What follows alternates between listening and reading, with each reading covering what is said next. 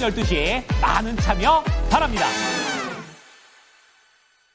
자, 이어서 미국 현지 연결해서 자세한 분위기 알아보겠습니다. 김한희 특파원입니다. 안녕하십니까? 네, 안녕하세요.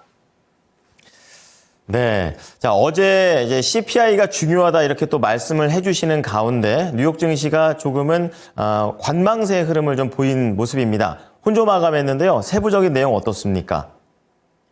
네, 뉴욕 증시에서 기술주 위주의 나스닥 지수가 4거래일 연속 하락세를 이어갔습니다. 국채금리가 높은 수준을 유지하면서 기술주들이 여전히 약세를 보인 탓인데요. 반면 다우지수와 S&P 500은 소폭 오르는 등 혼조세를 보였습니다. 뉴욕 증권거래소에서 다우존스 30 산업평균지수는 전 거래일 대비 0.86% 올랐고 S&P 500 지수도 장 막판 상승 반전에 0.16% 오른 채 거래를 마쳤습니다. 반면 기술주 중심의 나스닥 지수는 전 거래일 대비 0.38% 내린 채 마감했습니다.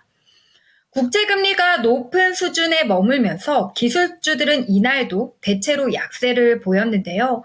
엔비디아가 1.97% 하락한 가운데 애플, 마이크로소프트, 알파벳, 아마존, 메타 등이 1%대 내외로 약세를 보였습니다. 테슬라는 장 초반 약세를 보이다 상승 반전하며 2.17% 상승 마감했습니다. 양자 컴퓨팅 주가는 이날도 급락했습니다. 리게티 컴퓨팅 32%, 아이온큐 13% 떨어졌는데요. 젠슨 황 엔비디아 CEO에 이어 메타 플랫폼스 공동 창업자인 마크 저커버그가 양자 컴퓨팅에 대한 부정적인 전망을 내놓은 게 영향을 줬습니다.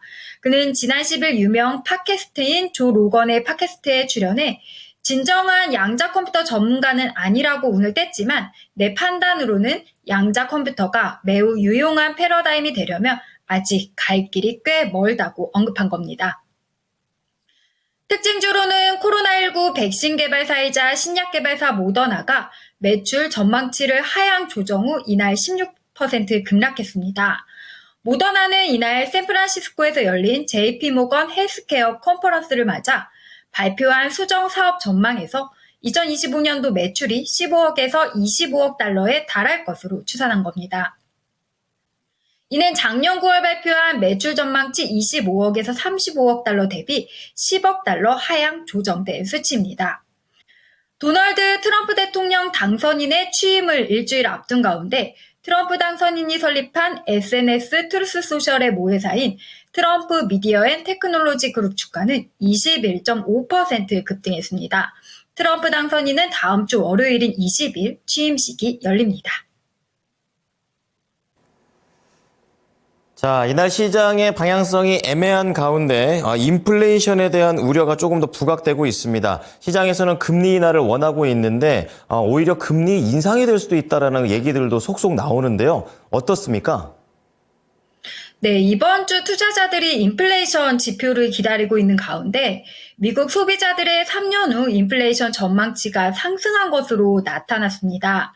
최근 물가 상승폭이 커지는 상황에서 트럼프 2기 출범을 앞두고 기대 인플레이션까지 오르면서 미 연준의 연내 추가 금리 인하 전망도 후퇴하고 있는 건데요. 월가에서는 금리 인상 가능성까지 거론되기 시작했습니다. 뉴욕 연은이 지난해 12월 소비자 기대를 조사한 결과를 보면 향후 3년간 예상되는 인플레이션 중간값은 3%로 직전월 2.6%에서 상승했습니다. 지난주 공개된 미시간대 조사에서도 같은 흐름이 나타났었는데요. 미시간대가 지난주 발표한 1월 소비자 신뢰지수에 따르면 향후 1년간 인플레이션 전망치는 3.3%로 직전월 2.8% 대비 크게 상승했습니다. 지난주 깜짝 고용지표 발표에 이어 기대 인플레이션까지 상승하면서 시장의 금리 인하 기대감은 낮아지고 있는데요. 20일 취임하는 도널드 트럼프 미 대통령 당선인의 관세 인상, 이민 제한, 감세 정책도 물가를 자극하고 고금리 기조를 장기화할 것이란 우려가 나오고 있습니다. 월가에서는 JP모건과 골드만삭스, 시티그룹, 바클레이스가 지난주 고용지표 발표 후 연준의 올해 첫 금리 인하 시점을 1분기에서 2분기로 늦춰 잡았습니다. JP모건과 골드만삭스는 연내 금리 인하 전망 횟수를 기존 3회에서 2회로 줄였고 바클레이스는 2회에서 1회로 줄였습니다. 연내 2회 금리 인하를 예상했던 뱅크 오브 아메리카는 올해 금리 동결로 전망을 바꿨습니다. 이제 시장은 수요일 공개될 소비자 물가지수 CPI를 주목하고 있는데요. 개인 소비 지출 PC 물가지수와 함께 주요 인플레이션 지표인 CPI는 지난달 2.9% 올라 직전월 수치를 상회했을 것으로 예상되는 상황입니다. 이렇게 미국의 경제가 빠른 회복력을 보이고 트럼프 대통령의 당선인 관세, 감세 조치가 임박하면서 국채금리 여전히 높은 수준에서 머물고 있습니다. 오늘 오후 4시 기준 10년물 국채금리는 전 거래일 대비 1.4bp 오른 4.788%를 기록 중입니다. 약 14개월 내 최고치인데요. LPL 파이낸셜의 수석기술 전략가인 아담 턴키스트는 10년물 수익률이 5%에 도달할 가능성이 있는 상황에서 최소한 금리가 안정될 때까지 주식시장이 의미 있는 상승세를 보이기는 매우 어려울 것 같다고 언급했습니다. AXS 인베스트먼트 최고경영자인 그레파스는 작년에 금리가 하락하면서 기술주가 큰 상승세를 보였지만 월가와 메인스트리트 모두 연준의 추가 금리 인하에 대해 심각한 의구심을 갖고 있다고 전했습니다. 이제 내일 일정 살펴보겠습니다. 내일은 미국 12월 생산자 물가지수 PPI가 발표됩니다. 이번 주 가장 중요한 지표인 생산자 물가 CPI 발표 하루 전에 나오는 건데요. 시장 전망치는 전월 대비 0.3% 상승입니다. 연준 위원 발언도 있는데요. 제프리 슈미드 캔자스시티 연우 총재 연설이 예정돼 있습니다. 네, 금리에 대한 방향성이 여러 가지 지표들에서 시작되고 있습니다. 내일 나올 PPI도 잘 보겠습니다. 오늘 말씀 감사합니다.